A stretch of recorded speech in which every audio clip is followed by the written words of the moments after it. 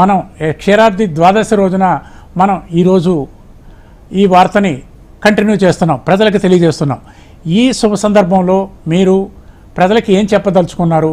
మనం ఉద్యమంలో ఒక మంచి ముందడుగు వేశాం, ప్రభుత్వం కదిలి వచ్చింది, రేపు ప్రభుత్వం నుంచి మనం పని చేయించుకోవాలి, అలాగే ప్రజల్లో స్పందన తెచ్చి ఇలాంటి ఆలయాలు ఇంకో మరెన్నింటినో వెలుగులోకి తీసుకురావాలి.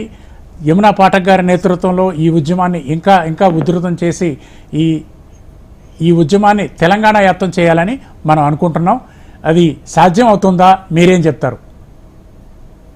ముందుగా హెచ్ఎంటీవీ వారికి, అలాగే జాగోర జాగో కార్యక్రమాన్ని నిర్వహిస్తున్నటువంటి శ్రీమతి యమునా పాఠక్ గారికి అనేక అమ్మవారి ఆశీస్సులు అందిస్తున్నాం.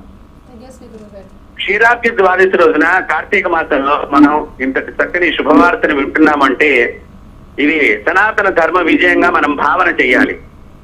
అనేక సందర్భాల్లో మన హెచ్ఎంటీవీ ద్వారా మేము కూడా పాల్గొనడం జరిగింది, జాగోర జాగో అనేటువంటి కార్యక్రమం ద్వారా.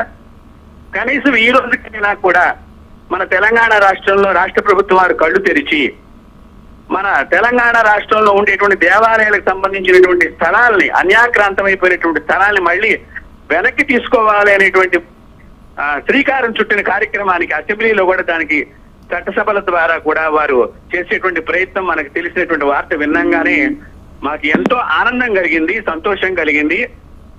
అయితే గతంలో మనం చాలా కార్యక్రమాలు చేశాం హెచ్ఎంటీవీ ద్వారా.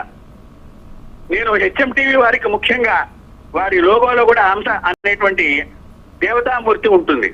జాగోర జాగో దేవాలయాలు, హంసాయ విద్మహే పరమహంసాయ ధీమహి తన్నో హంస ప్రచోదయాత్ అంటే హంస స్వచ్ఛమైనటువంటిది.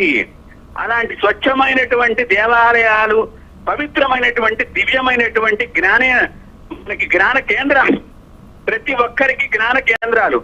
అలా జ్ఞాన కేంద్రాలకు ఇచ్చినటువంటి ఆస్తులను, అంటే అది స్థలంగా ఇవ్వనివ్వండి, బంగారంగా ఇవ్వనివ్వండి, లేకపోతే ధనంగా ఇవ్వనివ్వండి, అవి అన్యాక్రాంతం అయిపోతున్నాయి. చాలా చోట్ల చాలా రకరకాలుగా ఎంత అన్యాక్రాంతం అయిపోయినాయి అంటే అంత అన్యాక్రాంతం అయిపోయినాయి. దాని గురించి ఒకసారి జాగోర జాగోలో నన్ను 2-3 సార్లు పిలవటం కూడా జరిగింది.